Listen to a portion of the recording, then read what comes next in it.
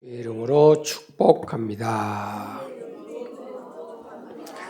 천국 갑시다. 천국에서 만납시다. 자, 옆에 분 쳐다보고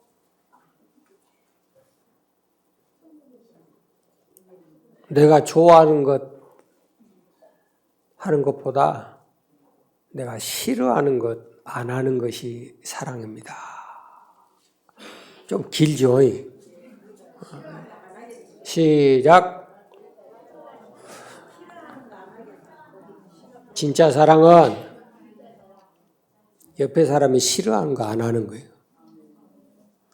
좋아하는 것 99가지 해줘도 생색 안 납니다. 고맙단 말도 안 해요. 그런데 싫어하는 것을 하나만 안 해주면 그때는 고맙다 그래요. 그렇죠? 신앙생활도 우리가 하나님이 좋아하는 것, 그것을 99가지를 잘 했어요. 교회도 잘 다니고 믿음생활도 잘하고 봉사도 잘하고 헌금도 잘하고 여러 가지 다 잘했어요. 그런데 하나님이 싫어한 것 하나를 한단 말이에요. 그럼 눈밖에 나는 거예요. 우리는 99가지를 잘했으니까 한 가지 정도는 그냥 덮어주는 것이 사랑 아닙니까?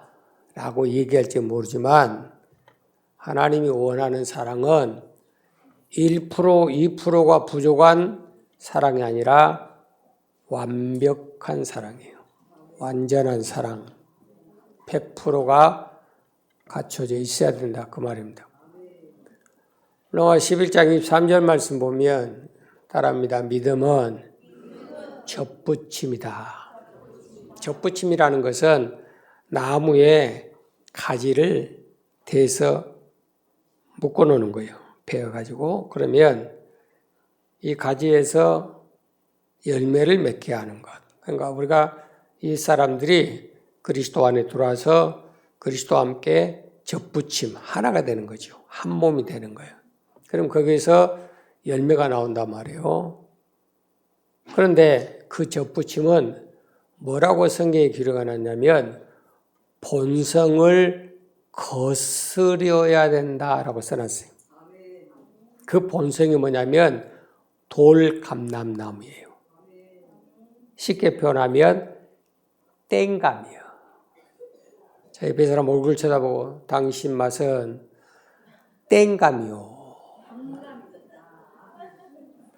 떫어서 맛을 못 봐. 한 번만 딱 깨물어 보면 두 번 다시 안 하고 싶어. 말만 한마디 딱 섞어보면 너하고는 말동무를 해서는 안 되겠다. 밥 한 번 먹어보면 너하고는 같이 숟가락 들어서는 안 되겠다. 길을 걷다 보면 너하고는 다시는 동무 안 해야 되겠다. 라고 하는 걸 느껴져 버리는 거야. 그럼 그 죄의 본성을 거스려서 돌감람나무를 찍어가지고 참감람나무 단감에다가 딱 접을 붙이는 거예요. 그게 믿음이에요. 그런 믿음의 생활을 죄의 본성이라고 하는 것을 로마서 6장 17절에서는 우리는 본래부터 죄의 종이다 그랬어요. 그러니까 우리가 가지고 있는 본성은 뭐냐면 죄의 본성이라는 거예요. 그러니까 그 죄의 본성, 지금까지 10년 살았던 50년 살았던 94년을 살았던 그 살았던 모든 그것을 거스려서 단감이 원하는 열매를 맺고 살아야 된다. 지금 그 말이에요. 어렵겠어요? 힘들겠어요? 둘 다요. 그래서 교회 다니는 것, 믿음 생활하는 것, 신앙 생활하는 것이 너무 힘들어. 주일날 교회 한번 나오는 것도 너무너무 힘들어. 오늘 같은 날은 더 힘들어. 먼 눈이 2월 입춘이 지났는데 온다냐. 난 나주에서 오늘 안 올 줄 알았어요. 눈이 꽉 차서 포기하고 있었는데 얼굴이 보이니까 흰 눈같이 보이는 거야. 그래, 올겨울은 이 한 방에 끝났다. 지금까지 잘못한 거 오늘 하루로 내가 다 씻어버릴게. 내가 용서해버릴게. 내가. 그러니까 기억 속에 지워버렸어. 얼마나 반갑고 고마운지. 나주에서까지 왔는데 가까이 있으면서 못 온다는 그것도 문제잖아. 그래요? 안 그래요? 지금까지 30년 살아왔던 그 방법을 거스려야 된다. 그것을 거부해야 된다. 이게 쉽다고요. 여러분 거짓말하지 말어. 힘들어. 내가 지금까지 내 습관의 어떤 것에 대한 종노릇하고 살았어요. 그 종노릇한 것이 30년, 50년, 94년을 살았어요. 그걸 오늘 시간부터 확 바꿔가지고 변화의 새 사람 돼서 그것을 거스리면서 내가 이기면서 산다? 쉬워요. 어려워요. 그런데 신앙생활은 그 죄의 본성에 대한 것을 거스리면서 나가야 되는 것이 믿음 접붙임이다. 그렇게 얘기했으니까. 하나님 우리에게 믿음 생활하는데 너무 힘들고 어려운 걸 시켜줬는가 봐. 그렇죠? 예배 생활이 힘들어. 교회 다니는 자체가 힘들어. 기도하는 것이 힘들어. 순종하라는 것도 힘들어. 내가 해야 될 의무와 본분이 있음에도 그것을 감당하는 것이 너무나 힘들어. 그래서 믿음 생활하는 사람들이 누구나 마찬가지로 너무 힘들어. 목회자도 힘들어. 사모도 힘들어. 교인들도 힘들어. 그러니까 힘든 사람끼리 모여놓으니까 천석군, 만석군, 천가지 싸움, 만가지 싸움이 일어나는 거예요. 하기 싫은데 시켰잖아요. 못할 것을 시켰잖아요. 하기 싫을 걸 하라고 하잖아요. 안 하고 싶은데 하라고 하잖아요. 싫어하는데 먹으라고 하잖아요. 그러니까 안 하는 거예요. 힘들다, 어렵다 그렇게 얘기하는 거예요. 하나님이 그런 것 하나 책임 안 져주면서 여러분들에게 믿음 생활해라, 신앙 생활해라, 접붙임 받아라 그런 줄 아세요? 왜 주님이 네 인생은 수고하고 무거운 짐인데 내 안에 들어오면 그 짐을 쉽고 가볍게 만들어 줄게 라고 말씀하신 줄 아세요? 그 의미를 모르니까 10년이 가도 30년이 가도 50년이 가고 100년이 가도 0.1%도 안 바뀌는 거예요. 말씀 한마디라도 들으면. 오늘도 새벽에 그런 간증이 했던 것처럼 우리 권사님 어머니가 절실한 불신자였답니다. 딸들이 가가지고 엄마 예수 믿게 회개하고 천국 가야 돼. 그렇게 얘기하면 막상 욕을 했답니다. 이 개, 소, 마라 그러고. 그리고 힘이 없으니까 막 딸들을 꼬집어 뜯어가지고 막 피가 나게 만들고 막. 너나 예수 믿어 천당 가라. 나는 지옥 갈란다. 막 그랬다는 거. 근데 하룻밤 사이에 잠자다가 벌떡 일어나더니 나는 하나님 자유다 그러더라요. 그 뭔 일이야 그랬더니 그날 저녁에 꿈을 꿔버린 거예요. 하나님이 자기에게 찾아오시더니 보혈의 은혜로 자기 몸을 깨끗하게 목욕을 시켜주시면서 딸아 너는 내 딸이야 그러더라요. 거기서 뒤집어져 버린 거예요. 마지막 운명하고 숨이 끊어질 때까지 주님 앞에 믿음 생활 감당하다가 그리고 천국 간 걸 보여주고 가더라요. 깨달아지세요? 사람이란 거 몰라요. 우리가 그리스도 안에서 접붙임이 되고 주님과의 만남에 그 기회만 한 번만 딱 걸리면 그 인생은 바뀌어버린 거예요. 그렇게 어렵고 힘든 것이 쉽고 가벼움으로 바뀌어져 버릴 수가 있어요. 오늘 말씀의 내용은 사무엘상 15장에 사울이라고 하는 왕에 대한 말씀이에요. 이 사울이 하나님 앞에 참 칭찬받는 사람이었습니다. 어떤 부분에서 칭찬받느냐? 두 가지에 대한 부분을 말씀하는데 자 15장에 보면 17절에 그렇게 기록되어 있어요. 17절 시작. 사무엘이 가로되 왕이 스스로 작게 여길 그때에 이스라엘 지파의 머리가 되지 아니하셨습니까? 아멘.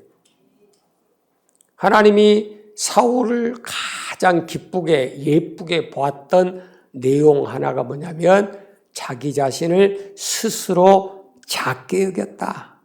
바꿔 말하면 하나님 앞에 겸손한 사람이었다 그 말입니다. 이게 지금 사무엘상 9장에 보면 21절에 그렇게 기록되어 있어요.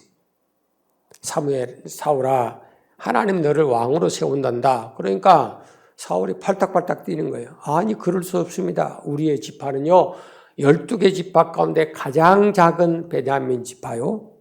그 우리 집안은 그 베냐민 지파 가운데서도 가장 작은 가문이요. 그 가문 가운데서도 가장 지극히 적은 자, 미약한 자가 납니다. 그런데 내가 어떻게 주님의 일을 감당할 수 있겠습니까? 나 이스라엘 왕 될 자격이 없습니다.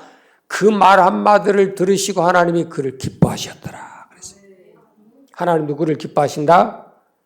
겸손한 사람. 옆에 분 쳐다보고 겸손해집시다. 그럼 하나님 기뻐해.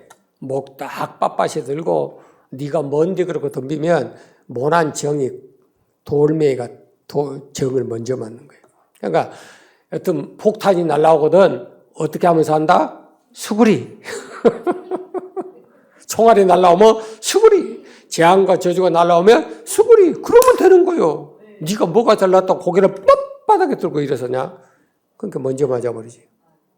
두 번째는 사무엘상 9장의 말씀이 다시 3절에 가보면 어떤 내용이냐면 자기 아버지 기스라고 하는 아버지가 사울 아들에게 아들아 너는 내 암나기를 맡아서 좀 관리를 해줘야 되겠다. 그런데 그 암나기 가운데 한 마리가 나 잃어버렸거든. 그 암나기 좀 찾아왔으면 좋겠다. 아버지가 부탁을 해요.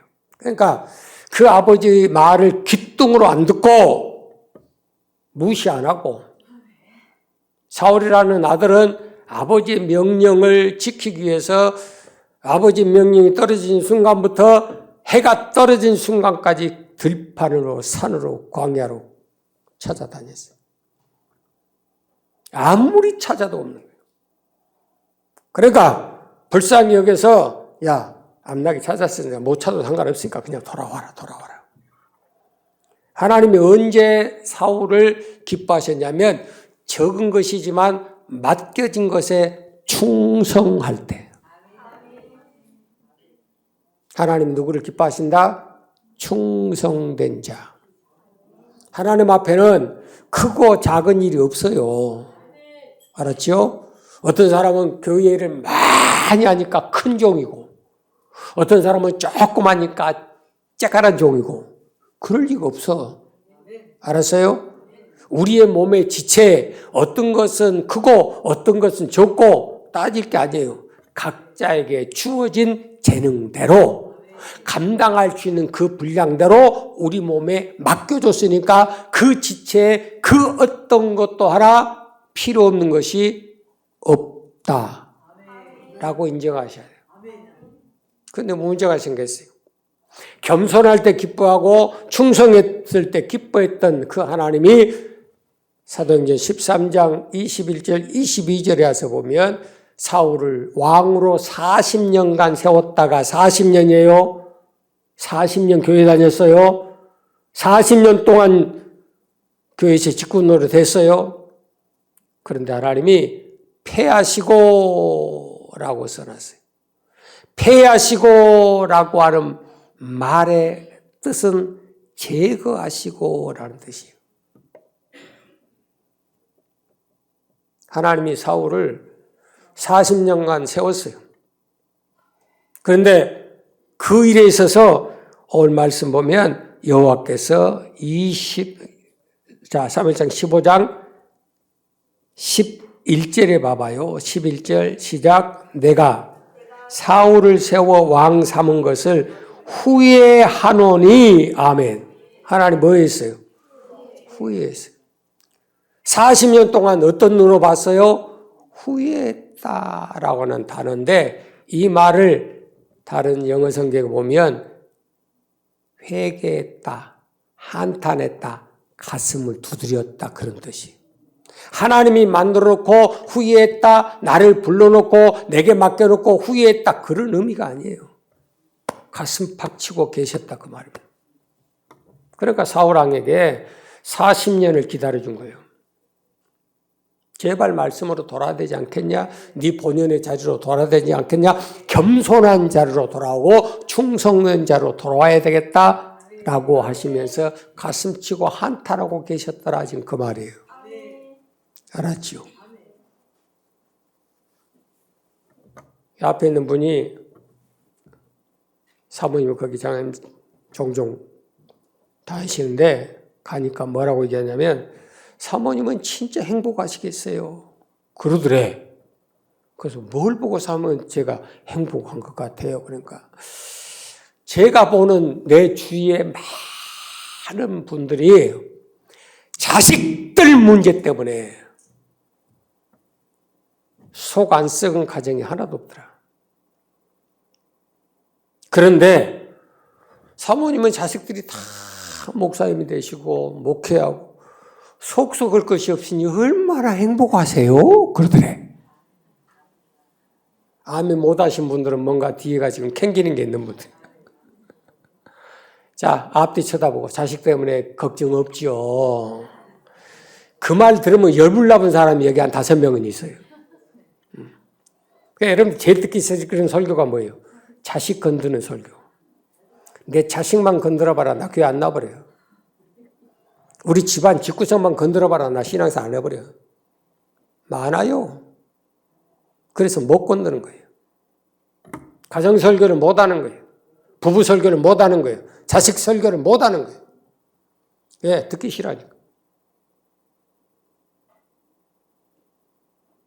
하나님은 후회했다. 가슴치고 통곡하고 있는 거예요. 자식은 밖으로 돌아다녀요. 어디 가서 뭐 하는지 몰라요. 아버지는 집안에서 이놈의 어기만 하면 죽여버리겠다.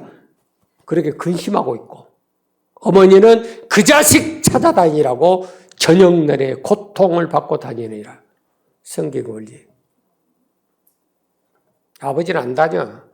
집에서 몽둥이 갈고 있어요. 엄마는 찾아다녀. 그래서 이 술집 저 술집 찾아다니다가 결국은 술집에서 찾아서 맥살 끌고 들고 들는 거예요. 그거는 자식을 볼 때 부모는 어쩌겠어요. 그래서 아비의 근심, 어미의 고통은 미련한 자 자식을 둔 사람에게 있느니라. 성도들도 마찬가지예요. 잘 들어요? 교회 안에도 기쁨을 주는 하나님께 기쁨을 주는 사람이 있고 하나님을 후회스럽게 한탄하게 하는 사람도 있다라고 하는 것을 명심하셔야 돼요. 그걸 오늘 말씀하는 겁니다. 그러면 하나님이 40년 동안 이스라엘 초대 왕으로 세워서 지금까지 써먹어 놓고 왜 패해버렸을까? 그 패한다는 단어는 제거했다는 말인데 요한복음 15장 3절 이하에 가보면 포도나무와 가지에 대해서 말씀하면서 그 가지가 포도나무에 붙어있지 아니하면 내가 썩은 가지는 제하여 버리리라 잘라버려요. 썩어 있어요. 열매를 맺지 않아요. 단감이 없어요. 여전히 땡감이에요. 40년 동안 교회 다녀도 여전히 너는 땡감이에요. 그러니까 하나님이 결국 40년이라는 기간을 딱 채우면서 끊어버려요. 제거해버려요. 자, 40년 다녔는데요. 40년 열심히 수고했는데요. 40년 동안에 봉사했는데요. 여러분 하나님 앞에 40년이라는 의미는 아무 의미가 없어요. 하나님 앞에는 1년이 1000년과 1000년이 하루 같으니까 아무 상관이 없어요. 여러분 스스로에게 이루어받지 마라.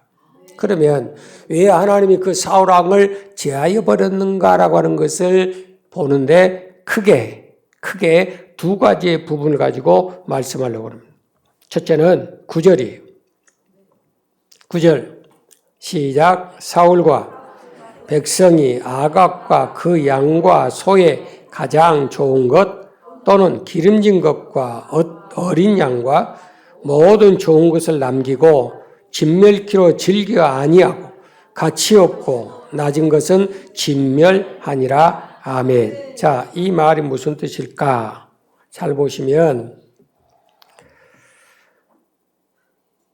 잘못된 선택의 기준이 결국은 심판의 기준이 되는 거예요. 알았어요? 여기 봐요. 가장 좋은 것은 뭐고 가장 천한 것은 뭐예요? 가장 깨끗한 것은 뭐고 가장 더러운 것은 뭐예요? 가장 가치가 있는 것은 뭐며 가장 무가치한 것은 기준이 어디 있어요? 여러분에게 묻고 싶어요. 어디에 있어요? 다 여러분의 기준에 있어요. 하나님의 기준에 있는 것이 아니고 우리들 개개인의 기준 속에 그것을 맞추고 사는 거예요. 그래서 우리들 스스로가 이거는 좋은 것, 이거는 나쁜 것, 이거는 귀한 것, 이거는 천한 것, 내 스스로가 구분을 시켜버려요. 그래 놓고 하나님 앞에 와서 뭐라고 얘기하냐? 하나님, 우리 주일날 잘 지켰어요. 수요일날 예배했잖아요. 낙헌제를 드렸어요. 화목제물을 드렸어요. 우리가 10의 1조를 드렸어요. 안 할 것 없이 다 했어요. 라고 말하니까 하나님이 5절에 뭐라고 말씀하시냐면 네가 지금까지 예배하고 섬기고 순종하고 헌금하고 봉사하는 모든 것은 기준이 네가 기뻐하는 것이지 내가 기뻐하는 것이 아니었느니라 그런 거예요. 참 무서운 소리예요. 우리가 예배할 때마다 어떤 일을 할 때마다 과연 그 기준이 누구에게 있느냐는 겁니다. 누구에게. 깨달아지세요? 기준. 말씀의 기준에 있는지 아니면 우리들 스스로의 기준이 있는지를 보아야 되는 거지. 창세기 13장에 가서 보면 아브라함이 자기 조카 롯이 함께 동행을 하는데 둘 다 부자가 되고 재산이 많아지니까 이 하인들이 쌈박질 하는 거예요. 네 땅, 내 땅, 네 우물, 내 우물, 내 재산, 네 재산 막 싸우니까 안 되겠다. 이제는 너하고 나하고 갈라서 해야 되겠다. 네가 동하면 내가 서하고 네가 서하면 내가 동할게. 네가 선택해라. 그러자 롯이 그 말이 떨어지기가 바삐 눈을 들어 요단 뜰을 바라보니 그곳은 여호와의 동산 같고 애굽 땅과 같았더라. 기준이 어디 있어요? 하나님의 기준이에요? 자기 기준이에요? 여기서 모든 신앙인들이 다 어긋난다는 겁니다. 내가 지금 가지는 기준, 내 생각의 기준, 내 이론의 기준, 내 판단의 기준, 내 행동의 기준, 이 모든 기준이 과연 하나님께로부터 온 것인지 아니면 내가 기뻐서 하는 일인지를 분별하라는 거예요. 쉽게 하나 표현하면 여러분들 오늘 이렇게 교회에 오셨어요. 오늘 주일날 지키기 위해서 예배하러 오셨어요. 막 눈보라를 헤치면서 왔어요. 막 자동차가 스키를 타면서 여기까지 왔어요. 얼마나 감사해요. 그렇죠? 이 예배가 진짜 하나님이 기뻐하는, 하나님 기쁘시게 하는, 하나님이 원하는 그것을 행하기 위해서 여러분들이 여기에 와 앉아 있다면 어떻게 졸음이 옵니까? 어떻게 딴 생각하고 앉아 있으세요? 그래 안 맞다는 거지. 지금 그 기준이 하나님께로부터 시작됐는 건지 자기 자신에게 기준이 되어 있는 건지 이걸 분별을 못하는 거예요. 그러니까 롯이 텁썩 물어버려요. 이제는 더 이상 아브라함은 필요 없는 거예요. 더 이상 잘 들어요. 아브라함의 하나님은 나하고 상관이 없는 거예요. 왜? 거부가 됐거든. 이제는 돈도 생겼어요. 양과 가축이 때를 이루어요. 노복이 심이 많아요. 아브라함 따라 나올 때는 빈손 들고 나왔는데 세월이 지나다 보니까 아브라함 곁에 붙어만 있어도 의인 곁에 붙어만 있어도 복을 받았다는 사실을 잊어버려요. 내가 여기 이 자리에 앉아 있으므로 하나님이 지금까지 베푸신 그 은혜를 망각하는 거예요. 그래서 묻는 거예요. 당신이 뭐 해줬어? 아브라함 당신이 뭐 해줬어? 아브라함 당신 믿는 하나님이 어디 있어? 내가 지금까지 수고하고 내가 노력하고 내가 씨를 뿌리고 내가 양과 소를 가축함으로 이렇게 거부되지 않았습니까? 그러니 이제는 나도 내 것 갖고 살아야 되겠습니다. 그래도 어머니라도 살아계시니까 명절 때마다 어머니 집으로 다 모였거든. 어머니가 저 집에 계시면 그리 가고 이 집에 계시면 이리 오고. 어머니가 가시고 나니까 형제간들이 모일 시간이 없어. 첫째, 어머니가 안 계시니까 모일 구심점도 없고, 두 번째, 내 새끼들도 많아졌어. 그잖아요. 그러니까 내 새끼들이 우리 집에 모이니까 꼼짝달싹 못하는 거예요. 14명이 모여. 나 이 나라와 국가에 충성한 사람이요. 두 사람이 14명 만들었으니까 둘이 한 단계밖에 못 나왔는 거, 둘이가 아무 없으면 되겠습니까? 알아서요, 뭐. 무슨 뜻인지 알았어요? 어머니가 안 계시니까. 모일 구심점이 없어져 버리니까. 결국은 이제 내 중심으로 모이는 거지. 내 자녀들과 함께 모일 수밖에 없는 그런 상황이 되어지는 거예요. 그럼 어쩔 수 없어요. 나만 그런 것이 아니라 우리 7 형제간들 다 그렇게 살대. 어디서 뭐하고 어떻게 사는지도 몰라. 여러분, 세상 것과 육신의 것과 정욕의 것과 먹음직한 것과 보암직한 것과 지혜롭게 할 만큼 탐스럽게 여겼더라라고 하는 것이 여러분 앞에 놓이거든 절대 이성을 잃어버리면 안 된다. 알았어요? 그것을 믿음 안에서는 신앙의 양심 믿음이라고 그래요. 믿음 저버리면 안 돼. 은혜를 저버리면 안 돼. 내가 나된 것은 하나님의 은혜인 것, 이 자리에 앉아 있을 수 있는 것, 이것이 하나님의 전적 은혜인 것을 잊어버리면 안 된다. 그런데 사울은 잊어버렸어요. 다 팽개쳐버린 거예요. 하나님이 명령하시기를 그거는 가장 악한 것들이다. 왜? 죄인은 내 앞에 서지 못하게 하라. 죄인의 물건도 내 앞에 서지 못하게 하라. 그것이 선이에요. 그런데 사울은 보니까 욕심의 눈, 안경을 쓴 눈으로 보니까 육신의 눈으로 하나님이 가장 악하다고 하는 것이 가장 선하게 보인 거예요.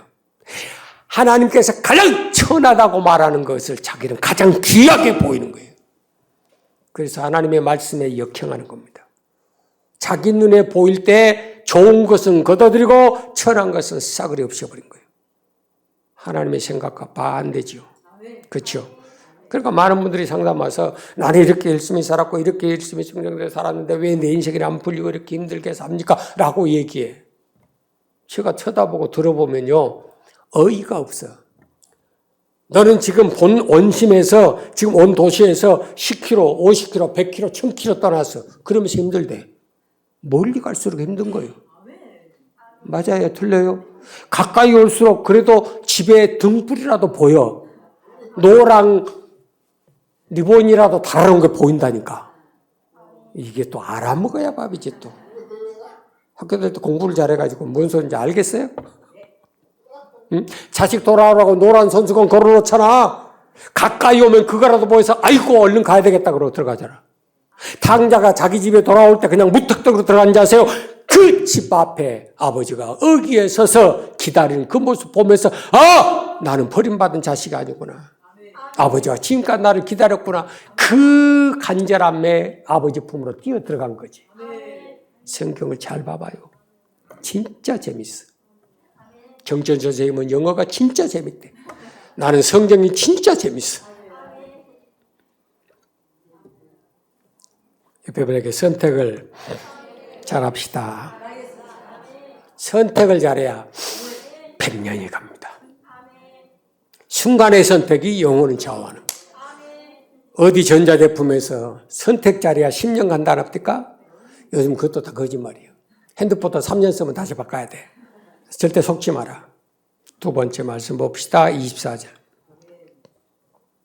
시작. 사울이 사무엘에게 이르되 내가 범죄하였나이다. 내가 여호와의 명령과 당신의 말씀을 어긴 것은 내가 백성을 두려워하여 그 말을 청종하였음이라. 아멘. 두 번째는 신앙의 잘못된 기준이에요.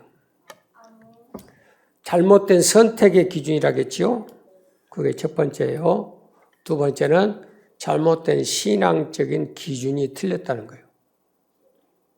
바꿔 말하면 하나님 중심이냐 사람 중심이냐는 거예요. 하나님 앞에서냐 사람 앞에서냐는 거예요. 깨달아지세요?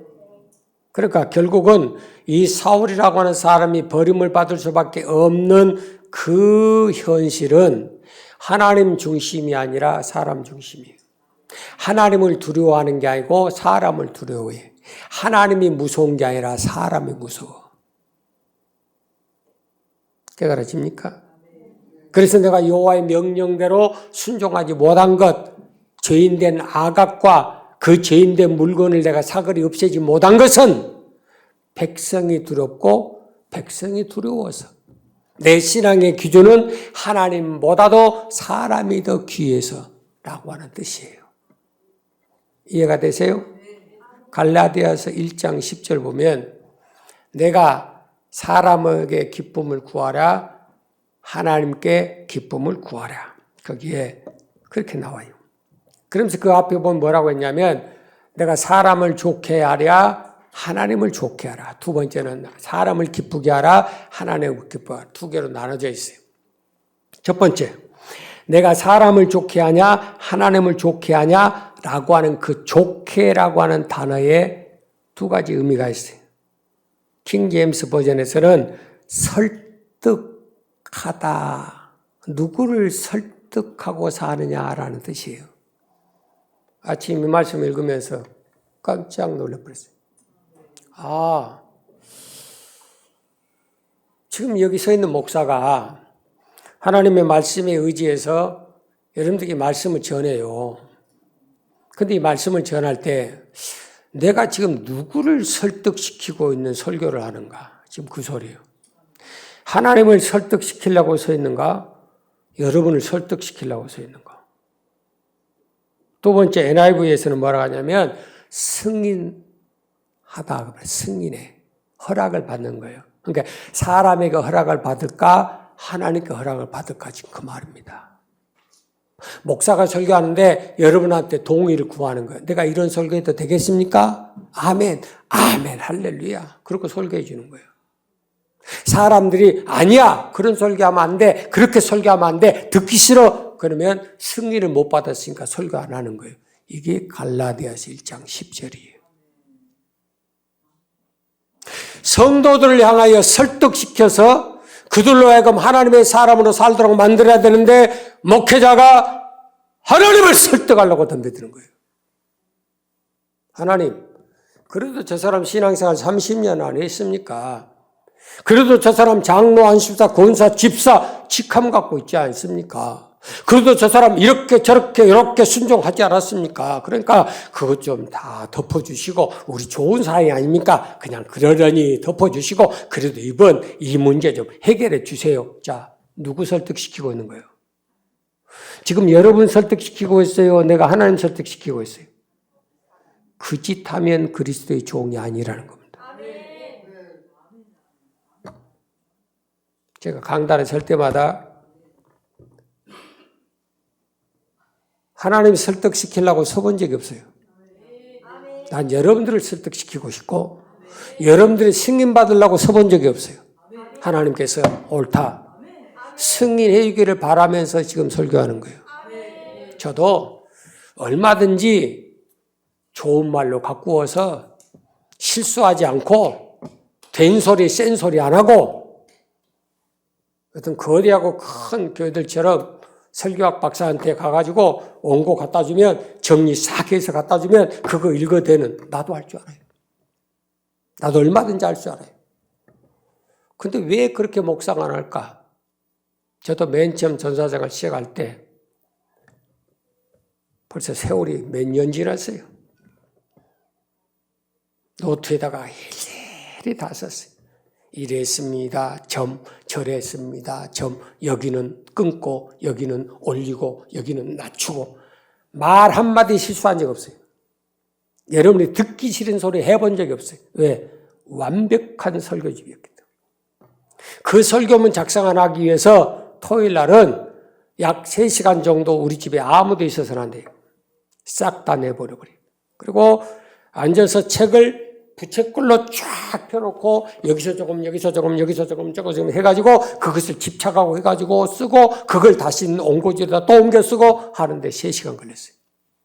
나도 그렇게 살아온 사람이에요. 10여 년을. 근데 어떻게 목사 갑자기 지금 이렇게 바뀝니까? 뭣도 없이 시작부터 끝까지 막 지 마음대로 합니까? 그렇게 때 참 궁금들 해야 하더라고요.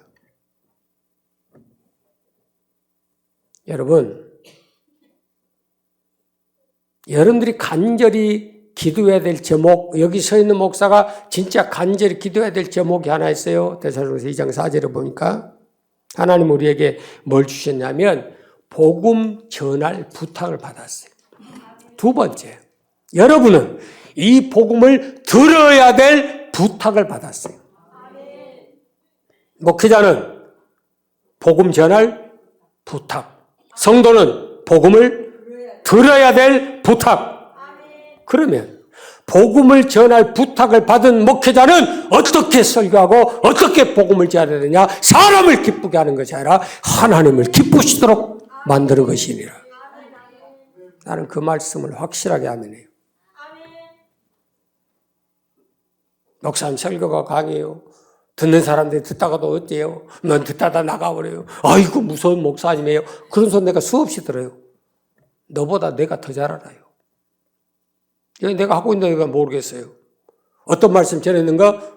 처음부터 끝까지 전할 거 다시 하라기도 그대로 난 다 할 수 있어요. 토도 안 빼고. 아무것도 없어도 해요. 그런데 왜 목사님은 그렇게 강하게 합니까? 왜 이렇게 무서운 목사님이라고 소리를 들어야 됩니까? 나도 안 듣고 싶어. 나도 실수 없이 여러분들에게 다 인정해드리고 점 하나 틀림없이 그대로 다 전달해드리고 싶어. 근데 그게 아니더라고. 그런다 해서 바뀐 사람 봤어요? 그런다 해서 교회 다니면서 바뀌었습니다라고 한 그런 인생들 봤습니까? 근데 희한하게 새 사람 교회에 들어와서 앉아만 있으면 그날 바뀌네. 이상해요. 이상하게 찔린 것 같은데 또 뭔가가 한쪽에서는 뭔가 몽골 뽑혀. 옆에 사람 얼굴을 보면서 당신도 얼굴꽃이 피었습니다. 안 그래요? 우리 성도님도 봐봐. 얼마나 얼굴이 이뻐졌는가. 처음에 했다고 지금하고는 값이 천금 차이가 난 것 같아. 요즘은 조금 예쁘게 보인 것 같아. 처음에 왔을 때는요. 와마 어디다가 그렇게 살다가 왔다냐 싶더라고. 그래 안 그래요? 여러분 사람에게 승인 받으려고 하지 말고 하나님 앞에 승인 받아라. 성도를 설득시키려고 하지 하나님 설득시키려고 덤벼들지 말아라. 사람을 기쁘게 하고 사람을 좋게 하는 이유는 뭐냐? 결론적으로 사람의 비를 맞추기 위함이다 라고 영어 성경에 써놨어요. 비유 맞춰주는 거예요. 설교하려고 딱 섰는데 여러분 인상이 오만 가지요. 아이고 건들면 안 되겠네. 저 사람 보니까 또 어마 이쪽도 봐서는 안 되겠네.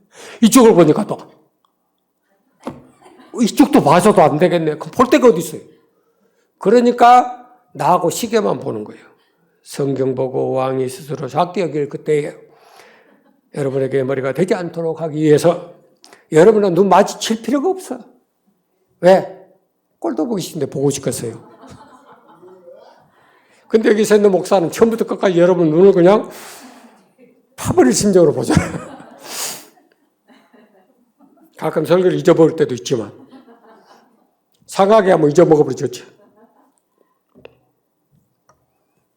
거기에 갈림길이 그리스도의 종이에요.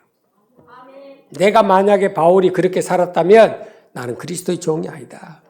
나 사람 비유 맞추려고 한 것도 없고 여러분 감정 거들려고 한 적도 없고 나는 복음 전할 부탁을 받았으니까 나는 하나님이 기쁘시게 하도록 나는 전할 뿐이다. 나머지는 여러분 몫이요. 전하는 것으로 끝났어요. 그러면 결국은 이 모든 관점의 결론이 뭐냐면 하나님께서 우리에게 주십니다. 말씀의 약속대로 19절의 말씀 가서 봅시다. 시작. 어찌하여 왕이 여호와의 목소리를 청종치 아니하고 탈취하기에만 급하여 여호와의 악하게 여기는 것을 행하였나이까. 아멘. 사울 왕이 하나님 앞에 좋은 일 많이 했어 안 했어요? 엄청 많이 했잖아요.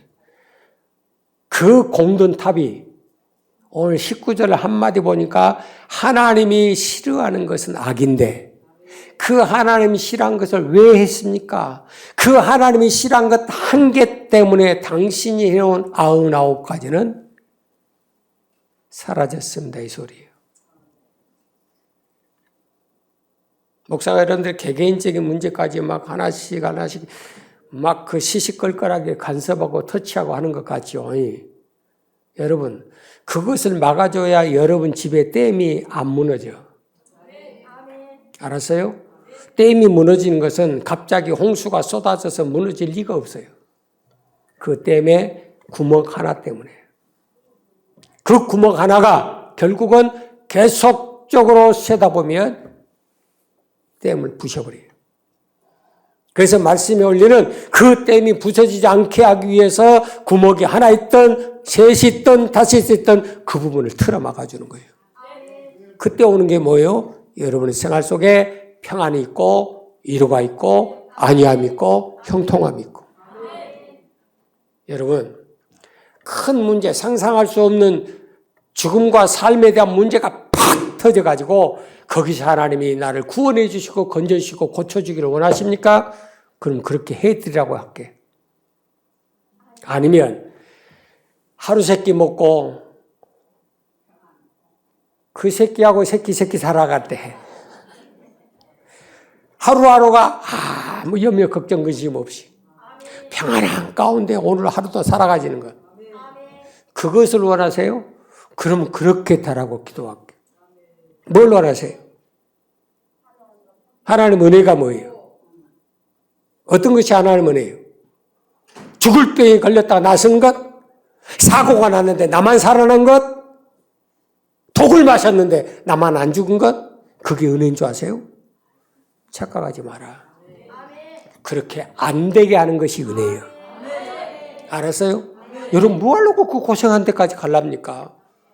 그 지향받은 자리까지 뭐 하려고 가서 다시 건져내려고 그래? 불타 죽는 자리에 들어갔다가 왜 건져내라고 그래?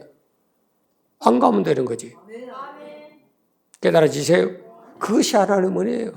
그래서 은혜가 뭐냐? 오늘 매일 순간순간마다 주님이 너와 함께하는 것이 은혜로다. 이 시간은 왜 안 나오냐고. 쿡 찌르면 그래도 새 노래로 쭉 나와야 될 거 아니요.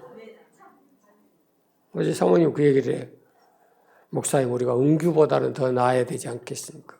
왜? 뭐 때문에? 그랬더니 은규는 잠잘 때 엄마 아빠한테 찬양 틀어. 은혜 틀어줘야 돼. 무조건 찬양 틀어 그래. 지가 아는 거 불러. 그러면 지 엄마 아빠가 찬양을 틀어줘. 그럼 찬양 소리 듣고 저녁 새벽 일어날 때까지 화장실 한 번 안 가고 깨버려. 그렇게 잘 자. 그 말을 들은 할매가 나한테 은규만 또 못 하대.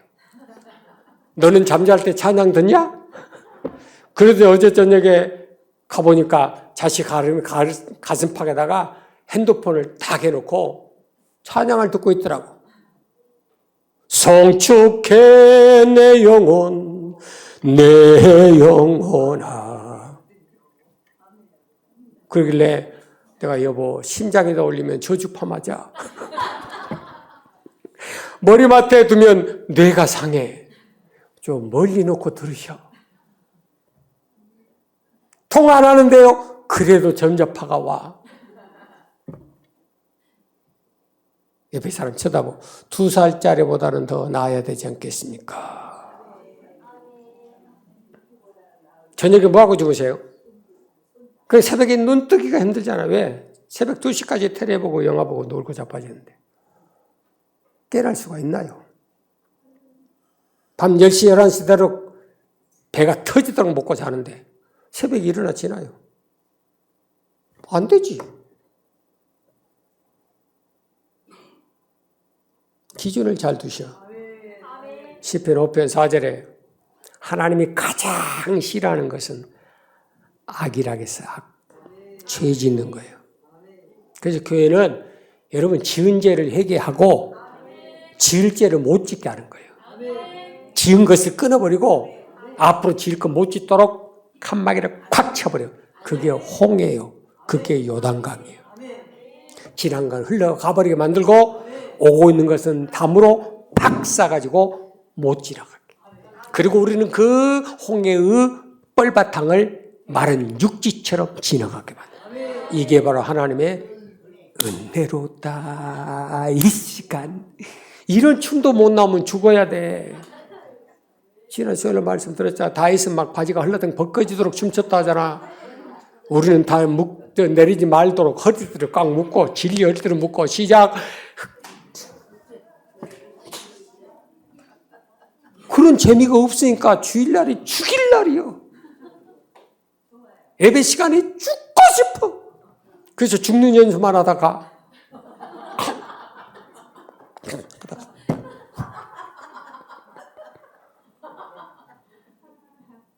악이 주님과 함께하지 못하고 오만한 자가 주와 함께하지를 못하고 피 흘리기를 좋아하는 자나 속이는 자는 결단코 하나님과 함께할 수 없느니라. 시편 5편 4절 5절 6절.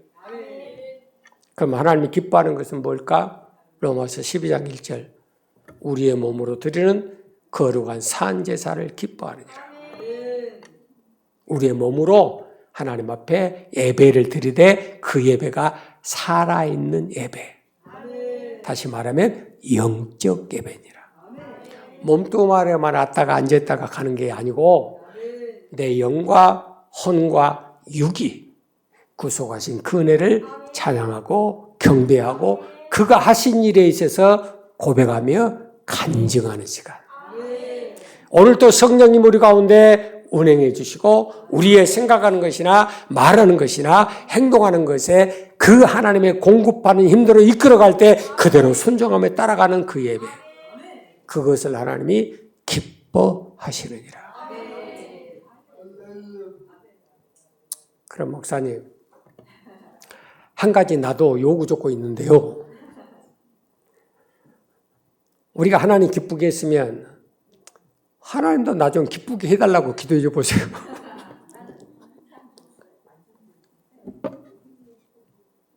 맞아요? 틀려요? 우리가 하나님 기쁘도록 평생 살았잖아. 그러면 하나님도 나 기쁘게 해야 맞아? 틀려? 맞는 거예요. 그런 맛도 못 보고 사는 사람들은 미안하지만 수박 껍데기만 갖고 있는 거예요. 알맹이를 먹어봐야 봐야 빨간지 노란지 알 거 아니에요. 맞아요. 틀려요. 그 수박 익었는가 안 익었는가 먹어보고 잡사와야 될 것 아니에요. 하나님을 내가 기쁘게 했어. 그럼 하나님도 나를 기쁘게 해줘. 그게 시편 37편 4절이에요. 네 마음의 소원을 이루어 주시리로다. 얼마 좋아. 그렇지. 그러니까 하나님 앞에 충성하고 봉사하고 어떤 부분에서 감당하고 순종할 때요. 기쁨이 충만해 감사가 있어. 왜? 그 다음에 올 것을 생각하니까요. 준비 시작. 빨리 움직일수록 많이 옵니다. 한 번만 하면 한 개밖에 안 오는데 한순간에 100개 하면 100장이 와. 준비 시작. 근데 재미없다고. 근데 믿음 생활 재미없다고. 예배가 재미가 없다고. 어디서 그따위 소리더라고요. 네 마음의 소원을 이루어주는데. 마음의 근거는 얼마 채우면 좋겠어요. 여러분 집안에는 금고는 찍 해봐야 그거예요. 마음의 금고는 우주를 담아도 만족이 없어요. 그걸 채워주겠다는 거예요. 아멘. 그럼 어떻게 하냐? 하나님이 싫어하는 것 좀 하지 말고 하나님이 좋아하는 것 하나만 해봐라. 하나님이 싫어하는 것 그 하나만 끊어봐라. 그러면 하나님 네 마음의 소원을 이루어준다. 여러분이 무엇을 품든 무엇을 말하든 마음에 생각하는 것에 입에 말하는 것에 더하여 능히 넘치게 하시는 하나님. 오늘 여러분 문 앞에 서 있고 여러분 입 앞에 서 있고 그 마음을 품은 대로 그 입으로 고백한 대로 하나님 지금도 일하시겠다. 행하시겠다. 그 은혜와 축복이 여러분 남은 평생의 삶 속에 충만하기를 주의로 축원합니다. 기도하겠습니다. 다 같이 일어나서 두 손을 주님 앞에 앞으로 들고 따라서 기도합니다. 하나님 아버지, 악을 행하는 것이 하나님을 미워하는 길이라고 들었습니다. 하나님을 기쁘시게 하는 자가 되게 하시고 오늘 우리의 마음의 소원이 만족하게 체험받는 복된 시간 되게 해주시옵소서.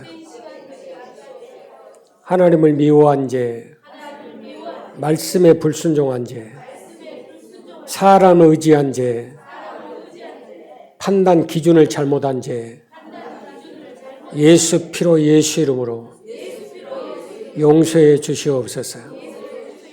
우리의 마음에 말씀을 주시고 입술에 시인함 있게 하여 주시고 소원대로 만족하게 체험받는 복된 삶이 되게 하여 주시옵소서.